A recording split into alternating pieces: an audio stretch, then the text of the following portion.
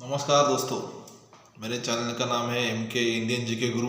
और आज मैं जो वीडियो बना रहा हूँ इसमें मैं स्पेशली जो मुझे क्वेश्चन पूछे गए हैं, जो मेरे सब्सक्राइबर होंगे या तो फिर आम पब्लिक होगी, जो PMC डिपॉजिटर होंगे या तो PMC डिपॉजिटर नहीं होंगे, बहुत सारे लोगों ने मुझे कुछ क्वेश्चंस किए हैं और उस क्वेश्चन का जवाब देना बहुत ही ज़रूरी होता है। क्योंकि ये जो मैं चैनल चला रहा हूँ, ये जो मैं इंफॉर्मेशन दे रहा हूँ, वो तो जो आम पब्लिक है उनके लिए भी, जो मेरे PMC बैंक के डिपॉजिटर्स है उनके लिए भी है, और जो मेरे सब्सक्राइबर्स है उनके लिए तो है ही है। तो अगर मुझे कोई क्वेश्चन पूछता है तो उसका सटीक आंसर देना मेरे लिए बहुत ही ज़रूरी हो जाता है। आज मैं PMC बैंक के ऊपर तो बात करूंगा ही करूंगा, और एक विषय मैं इसमें जोड़ना चाहूँगा जो हमारे एक्टर है सोनू सूद जी, इनसे भी रिलेटेड है।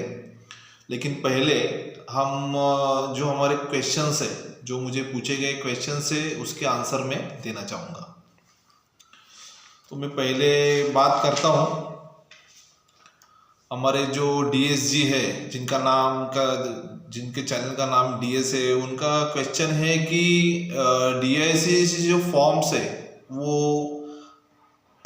DICGC के वेबसाइट पे तो आ गए हैं, तो ये RBI कब तक सर्कुलेट करेगी। तो मैं इनको ये आंसर देना चाहूँगा कि DICGC के जो पोर्टल पे जो फॉर्म भी है, उसकी गाइडलाइंस भी है, फॉर्म कैसे भरना है, ये सब चीज़ें हैं। मैं इन सब की लिंक आज मेरे वीडियो में मैं आपको देने वाला हूँ। लेकिन अभी तक RBI ने फॉर्म सर्कुलेट नहीं किए हैं, PMC बैंक ने ये फॉर्म सर्कुलेट नहीं किए हैं, अभी तक उसकी ऑफिशियल अनाउंसमेंट नहीं हुई है। मैं ये DSG को इस वीडियो के माध्यम से बताना चाहता हूँ। जैसे ही कल या इस वीक में अगर कोई भी अपडेट आती है तो मैं इमीडिएटली आप सबको ये चीज़ बता दूंगा, तो आपको कोई टेंशन लेने की ज़रूरत नहीं है।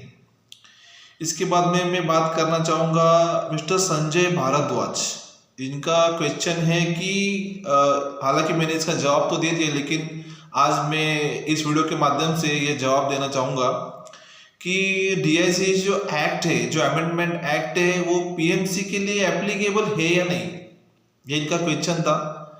तो इसका सिंपल आंसर है कि ये जो एक्ट पास हुआ है, ये एक्ट अमेंड इसलिए ही किया गया है कि ये जितने भी बैंक है, जो कमर्शियल बैंक रहेंगे, गवर्नमेंट बैंक्स रहेंगे, जो जितने भी बैंक्स हमारे इंडिया में है, इन सबको ये एक्ट लागू होगा।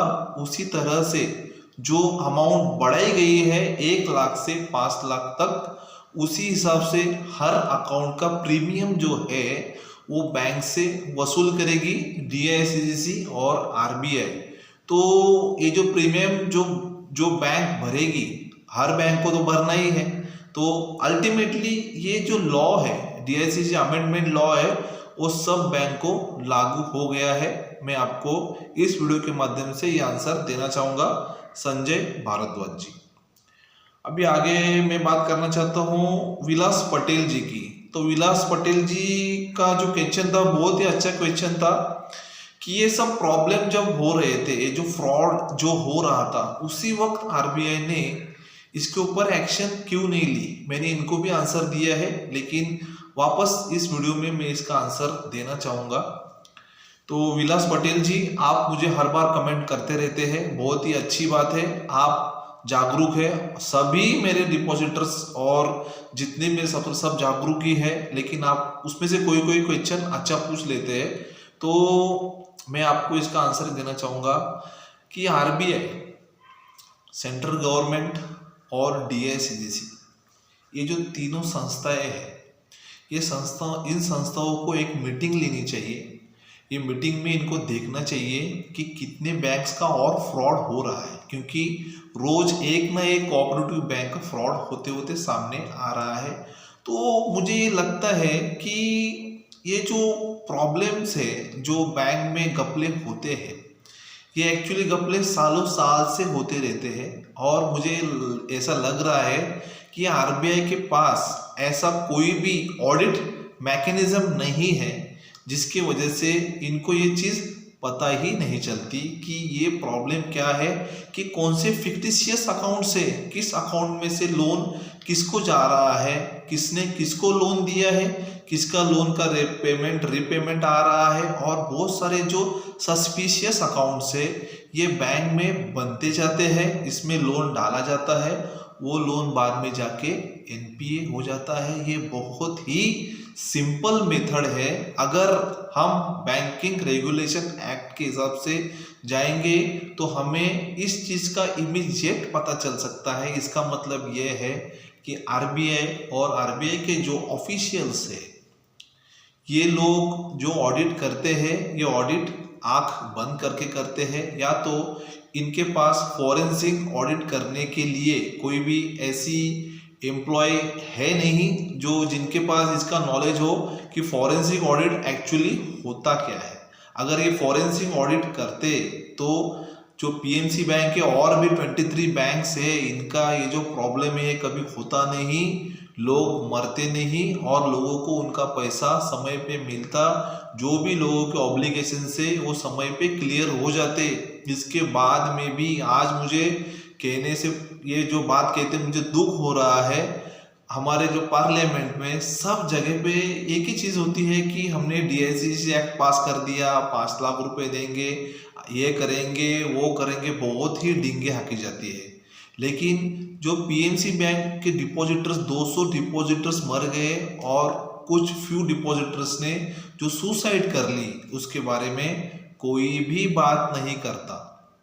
तो ये सब चीज़ें गवर्नमेंट को समझनी चाहिए कि इतने लोग जो मर गए हैं इनकी रिस्पॉन्सिबिलिटी कौन लेगा। इनके घर के जो भी आदमी लोग होंगे, जो भी मेन पर्सन होगा, अगर उसकी डेथ हो गई है तो इनके घर कैसे चलेंगे। आज तक कोई नेता या तो कोई और भी कोई ऑफिशियल से, बैंक के ऑफिशियल से, बड़े बड़े ऑफिशियल से, आरबीआई के ऑफिशियल से, खुद आरबीआई के जो सुप्रीमो है, अभी उनका नाम नहीं लेना चाहूँगा इस वीडियो में, तो ये सबको ये चीज़ क्यों नहीं पता चलती कि आम आदमी के जो प्रॉब्लम्स है वो प्रॉब्लम ये लोग एडमिट क्यों नहीं करते हैं। हर बार इनका ये रहता है हमने ये चीज़ पास कर दी, वो चीज़ पास कर दी, एसएफ भी बना दी, लेकिन पैसा कब मिलेगा।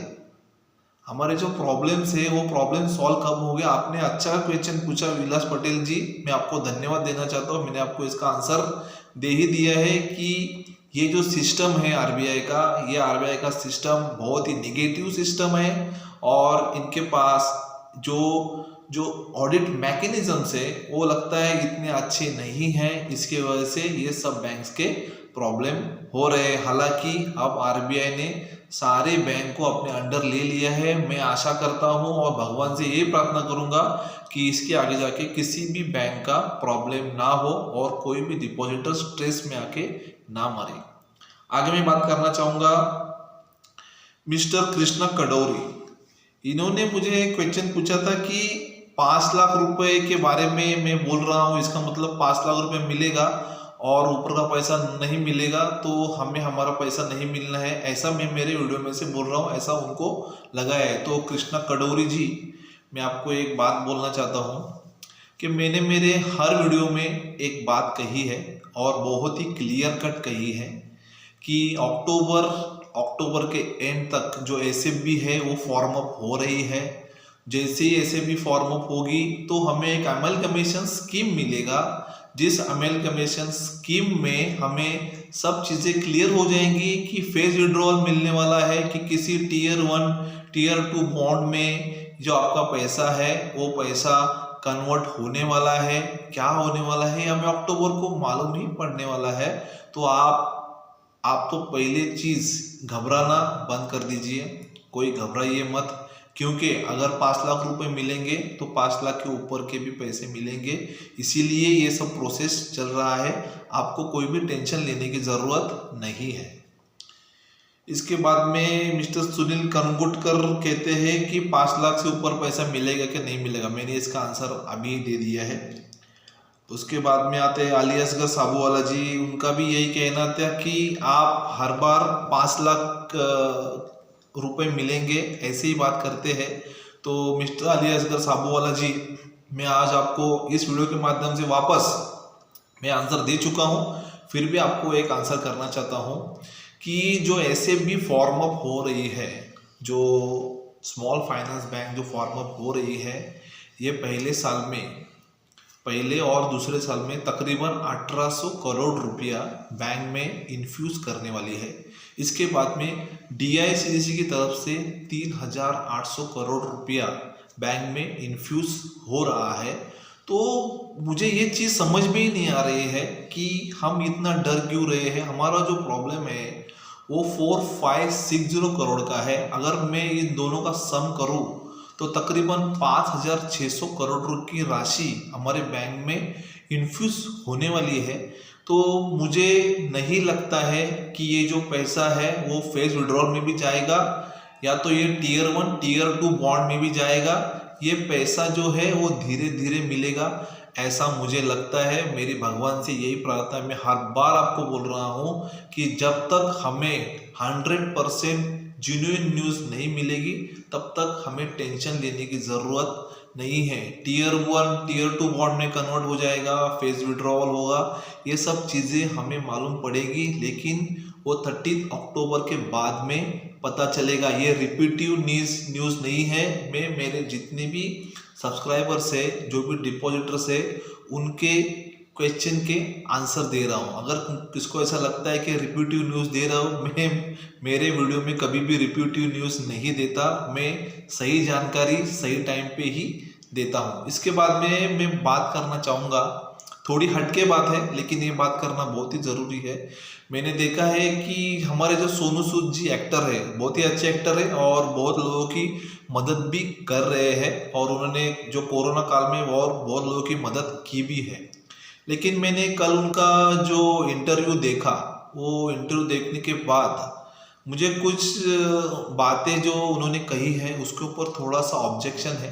हालांकि ये जो मैं उनके बारे में बात कर रहा हूँ, ये कोई भी पॉलिटिकल इससे प्रेरित नहीं है, इंस्पिरेशन नहीं है। मैं मेरे दिल की बात कह रहा हूँ, और जो आम लोगों के मन में जो क्वेश्चंस है उसके मुताबिक मैं बात कर रहा हूँ। सोनू सूद जी को मैं एक क्वेश्चन पूछना चाहता हूँ कि अगर आपके पास चैरिटी का पैसा है, और आपने आपके इंटरव्यू में ये बात कही है कि ये चैरिटी का पैसा मैं रातों रात नहीं खर्चा कर सकता, इसके लिए कोई प्रोसीजर्स होती है, तो जिसको ज़रूरत है उसको ही मैं पैसे देता हूँ। तो मेरे को इनको यहाँ करेक्ट करना है, सोनू सूद जी को, कि हमारे देश में इतनी भूखमरी है, बैंक के प्रॉब्लम्स है, लोगों के पास खाने के लिए पैसा नहीं है, 2 वक्त की रोटी खाने के लिए भी पैसा नहीं है, इतना सब प्रॉब्लम है। अगर आपके पास 20 करोड़ रुपए भी पड़ा हुआ है,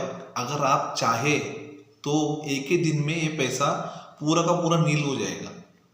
ये ज़रूरी नहीं है कि ज़रूरतमंद आपको आके पैसे मांगे।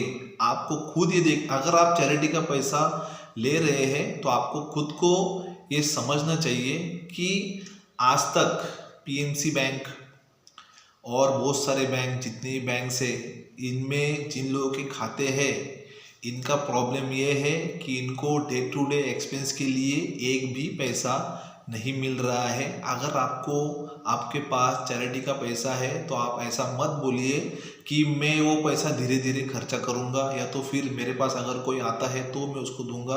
क्यों आपने आज तक ये बात, जो पीएमसी बैंक का प्रॉब्लम है और भी बैंक के प्रॉब्लम से, इसके लिए आवाज़ क्यों नहीं उठाई? अगर आप सोचते हैं कि मैं जितनी भी लोगों की जो प्रॉब्लम्स है वो सॉल्व करता हूँ, लेकिन प्रॉब्लम सॉल्व करने की ज़रूरत नहीं है, आप आवाज़ क्यों नहीं उठाते? मैं सोनू सूद के बारे में ही नहीं बोल रहा हूँ, और भी हमारे जो बॉलीवुड एक्टर्स है, एक्ट्रेस है, और भी लोग हैं। मुझे ये बात समझ में नहीं आती है, ये लोग पिक्चर में जो दिखाते हैं कि आम आदमी के लिए ये खुद की जान भी दे देते हैं, लेकिन रियलिटी में, रियल लाइफ में ना तो हमारी कोई सुनता है, ना तो हमारे लिए कोई बोलता है। मैंने ये चीज़ ऑब्जर्व की है सोनू सूद जी के बारे में कि पीएमसी बैंक के तकरीबन 200 लोग मर गए हैं, सुसाइड्स किया है बहुत सारे लोगों ने। अगर आपके पास पैसा है और आपके मन में वो पैसा देने की चाह है और आपको किसी को मदद करनी है, तो आपको ये देखना चाहिए कि पीएमसी बैंक के डिपॉजिटर्स और भी बैंक के कोई डिपॉजिटर्स होंगे, और भी जो लोग हैं जो कोरोना काल में बिना पैसे के मर गए। मैं यही नहीं बोलता हूँ कि पीएमसी बैंक के बारे में ही सोचो, बहुत सारे ऐसे लोग हैं जिनके पास पैसा ना होने की वजह से ये लोग मर गए। भूखमरी से छोटे छोटे बच्चे भी मर रहे हैं। इतना सारा प्रॉब्लम इंडिया में है, फिर आप ऐसे कैसे बात कर सकते हैं कि जो पैसा आपके पास चैरिटी का है वो मैं धीरे धीरे खर्चा करूँगा, अभी तक 4 महीने ही हुआ है। आपको ये बात समझ में आनी चाहिए कि अगर आप खर्चा करना चाहो तो आप ये पैसा 2 दिन में ही खर्चा कर सकते हो। मेरी जितनी भी पीएमसी बैंक के डिपॉजिटर्स होंगे और भी नॉर्मल जनता जो आम पब्लिक है, इन सबको मेरे तरफ से एक रिक्वेस्ट है कि आप सब, अगर हमारे पास इतना पैसा नहीं है कि हम किसी की मदद कर सके, तो हमारे पास इतना तो पैसा है कि अगर कोई भूखा रास्ते से जा रहा है तो उसको हमको एक तो रोटी खिला सकते हैं या तो कुछ उसको खाने को दे सकते हैं। रास्ते पे अगर कोई कुत्ता भी भूखा है तो हमारे पास ये हमारी चाह होनी चाहिए कि उसको 5 रुपए का बिस्किट हम उसको खिलाएं। इसे कहते हैं इंसानियत, जिंदा दिली। ये नहीं है कि मेरे पास पैसा है और मैं खर्चा करना चाहता हूँ लेकिन मेरे पास कोई आता नहीं है इसलिए मैं खर्चा नहीं कर रहा हूँ। तो मेरी इस वीडियो के माध्यम से सोनू सूद जी नहीं, और भी कोई लोग जिनके पास ये चैरिटी का पैसा आता है, उन्होंने बहुत सारे प्रॉब्लम पड़े हुए हैं। आप घर से बाहर निकलो, आपको रास्ते रास्ते पे प्रॉब्लम मिल जाएगा। ये ऐसी ज़रूरत नहीं है कि आपके घर पे बाहर कोई आके बोले कि मुझे मदद करो और उसको आप मदद करते बैठे, ऐसी नहीं है। आपको अगर जाना है तो आप घर से बाहर निकलो, हॉस्पिटल्स के बाहर जाओ, उसके बाद में घर पे जाओ। जो बैंक के प्रॉब्लम्स हो गए उनके घर पे जाओ, उनके घर पे जाके देखो, अगर आपको चाह है तो उनका क्या प्रॉब्लम है क्या नहीं है, उनको जाके घर पे जाके पैसे दो। मेरी आपसे ये रिक्वेस्ट है। मैं किसी को क्रिटिसाइज नहीं कर रहा हूँ, मैं इनके कल के जो इंटरव्यू है उस इंटरव्यू को देख के बात कर रहा हूँ। अगर जितने भी चैरिटी इंस्टीट्यूशंस है उनको भी मैं ये रिक्वेस्ट करना चाहूँगा कि बहुत सारे प्रॉब्लम्स है इंडिया में और बहुत सारे लोगों को ज़रूरत है पैसों की। जो मेडिकल एक्सपेंसेस है, बहुत सारी चीज़ें ऐसे हैं जो लोगों को जिनके पास खाने के लिए भी पैसे नहीं है, इन सबको आप मदद कर सकते हैं। फिर भी मदद क्यों नहीं हो रही है? ऐसा क्या प्रॉब्लम है कि इतना सारा पैसा पड़ा हुआ है चैरिटी का और हम किसी को दे नहीं सकते? ये बात तो मुझे हजम ही नहीं हो रही है। पहली बात तो मेरी सोनू सूद जी को एक ही रिक्वेस्ट है कि आपके पास अगर इतना पैसा है तो आप इमीडिएटली सबको डिस्ट्रीब्यूट कर दो। पैसा आपका एक दिन में ही ख़त्म हो जाएगा। इतना प्रॉब्लम इंडिया में है। मेरे जितने भी पीएमसी बैंक के डिपॉजिटर्स होंगे, जितने भी आम पब्लिक होगी, उन सबको भी ये रिक्वेस्ट है, जितना हो सके आप एक दूसरे को मदद करो। और ये जो पीएमसी बैंक का जो प्रॉब्लम है हमारा, ये तकरीबन 80% तो सॉल्व हो ही गया है। धीरे धीरे ये प्रॉब्लम पूरा सॉल्व हो जाएगा, एसएमबी भी फॉर्म अप हो जाएगी और हमारे जितने पैसे हैं 5 लाख, क्या 5 लाख के ऊपर के भी जो पैसे हैं वो सबको मिलने ही वाले हैं। ये मैं इस वीडियो में इसलिए बोल रहा हूँ कि बहुत सारे लोगों को मेरे से ये कंप्लेंट है कि मैं 5 लाख के ऊपर वालों के लिए कुछ बोल नहीं रहा हूँ। मैंने तो क्लियर कट आपको बता भी दिया है कि कितना पैसा बैंक में इन्फ्यूज होने वाला है। इसके बाद में मुझे नहीं लग रहा है कि 5 लाख के ऊपर के लोगों के लिए भी प्रॉब्लम होगी। फिर वो पैसा एफडी में हो, शेयर्स में हो और कौन सी भी अकाउंट में हो। मैं इस वीडियो के माध्यम से बोल रहा हूँ। बहुत सारे लोग पूछते हैं कि मेरी एफडी है, मेरा शेयर्स है, मेरा और कोई भी अकाउंट है, मेरा लोन है। तो ये सब अकाउंट में अगर पैसा भी आपका रहेगा तो आपको मिलने ही वाला है, ऐसी कोई प्रॉब्लम नहीं है। लेकिन ये जो फॉर्म है, इस फॉर्म का एक प्रोसीजर है कि जो 5 लाख रुपया पहले मिलने वाला है वो 5 लाख रुपया ही मिलने वाला है। फिर आपके 5 लाख के ऊपर के कितना भी इंटरेस्ट होने दो, पहले 5 लाख रुपया ही मिलेगा। उसके बाद में जो ऊपर के लोग हैं उसमें उनको धीरे धीरे पैसा मिलना शुरू होगा। क्योंकि एक बार ये स्मॉल फाइनेंस बैंक जो बनेगा उसके लिए कुछ स्कीम बनाई जाएगी, उस स्कीम के तहत लोगों को पैसा दिया जाएगा। ऐसा नहीं है कि सबका पैसा उठा के Tier 1 Tier 2 बॉन्ड में डाला जाएगा, ऐसा नहीं होता है। क्योंकि लोगों के पैसे वापस करना ये बैंक की, आरबीआई की, गवर्नमेंट की सबकी जिम्मेदारी होती है। DICGC एक्ट में भी ये चीज़ क्लियर कट लिखी हुई है कि in the interest of depositors जो भी बैंक को पॉसिबल है वो बैंक को करना ही पड़ेगा, और बैंक ये करेगी क्योंकि ये एक्ट में लिखा हुआ है, ये लॉ है, और लॉ के हिसाब से हमारे इंडिया चल रहा है, हमारा इंस्टीट्यूशन चल रहा है, सब लॉ के हिसाब से चल रहा है। तो सबको सबका पैसा मिलेगा। मेरी भगवान से यही रिक्वेस्ट है कि सबको सबका पैसा मिले और सब अपने घर में खुशहाल रहे। मेरे जो चैनल का नाम है वो है MK इंडियन GK गुरु। आप इस चैनल को लाइक, शेयर और सब्सक्राइब ज़रूर कीजिए, और सब्सक्राइब बटन एकदम बाजू में जो एक बेल आइकॉन है आप उसको दबाइए, तो मेरे जो इन्फॉर्मेशनल वीडियोस है वो आपको इमीडिएट मिलेंगे। आज की वीडियो में बस इतना ही। मिलता हूँ अगली वीडियो में नई इन्फॉर्मेशन के साथ। जय हिंद, जय महाराष्ट्र।